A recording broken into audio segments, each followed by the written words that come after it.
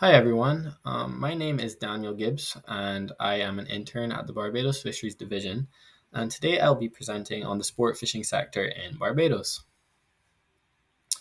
So this is just, an overview of the content, what we'll be going through today, just a little bit of an intro and a background on the sport fishing, an overview of the project, as well as the objectives, the methods used in my research, the results of the survey, my key findings, and then we'll discuss what I found and go over the insights. And then we'll talk about the challenges and future recommendations for developing this sector. So, sport fishing, both recreational and charter based, plays a big role in Barbados's coastal livelihoods and tourism.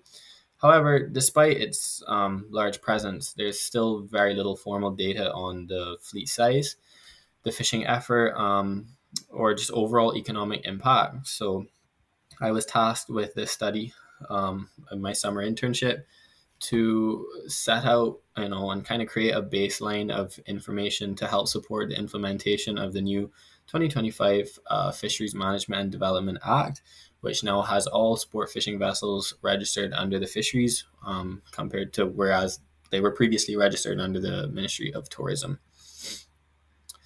So the main goal of the project was to assess the current status of the sport fishing sector in Barbados, but more specifically, the objectives were to evaluate its contribution to the broader fisheries industry and tourism, collect data on the vessels, crew, and fishing operations, and finally provide insights to help inform national management and for regional discussions such as here at GCFI.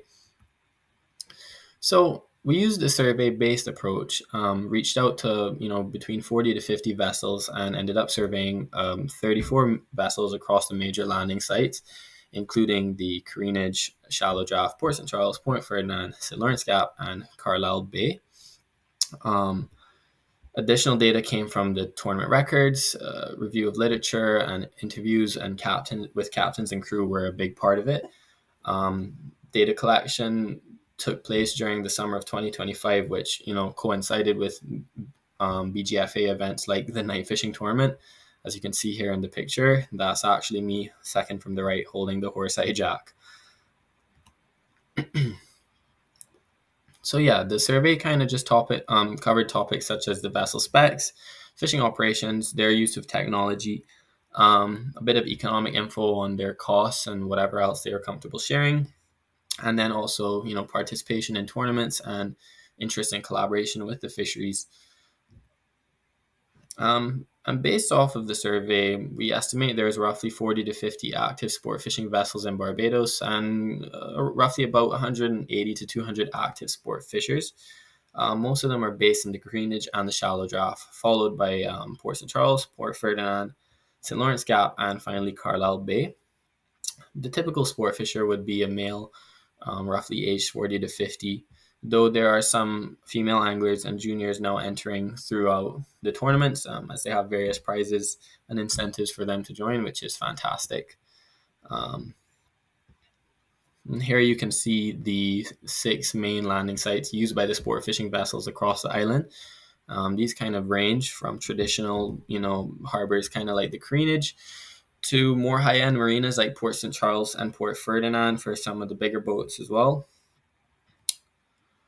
The fleet includes a very diverse set of boats. There's a mix of center consoles, express, and larger flybridge vessels, with sizes ranging from as low as 18 feet up to 55 feet. And most boats kind of operate with crews of 2 to 7 people, depending on the size and fishing style. For example, most of the charter guys told me they like to have a crew of 2 to 3 guys because any more than that just kind of gets in the way. But yeah, it's a very diverse set of boats. As you can see here, we have boats that have engines with horsepowers, 90 horsepower engines, up to boats with twin 870 horsepower engines. It really just depends on the type of fishing you do and what you're interested in catching. So yeah, this is just kind of a quick capture of some of the vessels from the most recent international tournament. You can see the Bimini start here at the bottom right with the drone footage, and also the 2 photos on the left showing the boats going racing off from the start. And so I just thought I'd throw that in there so you can get an idea of what some of them look like. Yeah, most boats use trolling as their main fishing technique for targeting species like wahoo, mahi-mahi, tuna, sailfish, and marlin. However, deep dropping is also common for redfish and other bottom species, as well as jigging is also common for different various bottom species, which is offered by a few of the charter boats in Barbados. And then a smaller percentage of boats also did lurking and spear fishing. So lurking would be a form of drift fishing where you slack out a hand line behind the boat to catch, again, wahoo, mahi-mahi, tuna, whatever it may be, fish closer to the surface. The season typically runs from late August through to April, when pelagic species like the mahi-mahi, tuna, and billfish are most abundant. Billfish meaning blue marlin, white marlin, and sailfish. The trolling typically occurs along the drop-offs between 50 to 100 feet when targeting barracuda, according to captains, and between 250 feet to 350 when targeting wahoo, while deep dropping for redfish typically occurs between 700 and 900 feet at the bottom. And when you're targeting, the larger billfish, again, like the marlin and sailfish and whatnot, you would typically catch them further offshore while trolling. Most captains use modern navigation and fish finding technology, things like GPS, chart plotters, sonar, and radar. And some of them even use mobile apps for, fishing info and weather, which kind of shows how the sector is becoming more technologically advanced, despite the fact that there's limited formal regulation going on, which will change, thankfully, with the new act. Economically speaking, sport fishing contributes a lot through fuel purchases, maintenance, charters for sure, tournaments, and tourism spending. However, most of this activity is pretty unrecorded, which means its value isn't captured in like the national statistics, which is kind of an important gap to be filled by the fisheries. We can see here a few stats showing the average cost per trip, as well as some info on customer demographics from the charter fishermen. As you would expect, most of them are tourists, and most of the total costs, a lot of the boats said it was over 500 Barbados, but it varies again because of the diverse fleet of boats.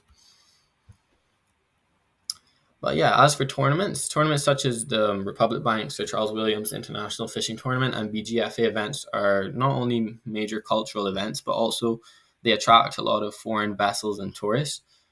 They show like the competitive side and the social side of sport fishing, while also supporting the marinas, like the main landing sites mentioned, as well as hotel services and service industries. So they're very important events and very fun to attend. And from the survey, one of the major takeaways was that captains are willing to collaborate and share data, but only if they really see tangible benefits, like improved management, recognition, or access to results. This indicates that, building the trust between them is kind of a two-way thing for future development. But, based on all the meetings we've had with them this summer, as well as the guys I've spoken to, it's been really positive, and the guys have definitely been very helpful and friendly. So looking forward to that in the future. But yeah, overall, the study shows that sport fishing is pretty vital, but like informal sector right now. It contributes a lot to people's livelihoods, tourism, and just the community as on a whole. But it's often overlooked in fisheries planning. So I think that formalizing the data could help ensure the sector stays recognized and is sustainably managed. So yeah, as for the challenges, we identified a few. Obviously, there's limited regulation, which is changing with the act. No mandatory catch reporting, and there's definitely been some resistance to the new size limits that have come in, especially related to blue marlin under the new act. However, I recommend looking ahead. We should just build stronger collaboration with the guys, build good relationships, and maybe offer small incentives for data sharing.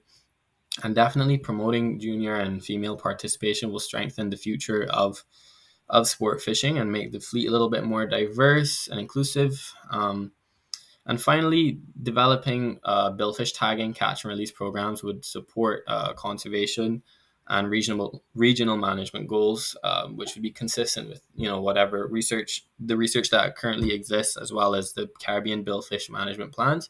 And a lot of the guys I spoke to this summer really, wanted to do that and even put it in some of the recommendations for the tournaments. So yeah, in conclusion, sport fishing in Barbados is both definitely culturally and economically significant. To sustain it, though, we need to have consistent data collected, good communication with all the sport fishermen, and just and with the BGFA as well, since they who run the tournaments and organize everything. And yeah, I'd really like to thank the Barbados Fisheries Division, obviously, for giving me this opportunity to conduct this research and learn so much and meet all the guys. And I definitely, want to thank all the captains, um, who helped me with throughout the process, and the BGFA, if I haven't already said, thank you to them. So yes, thank you for listening.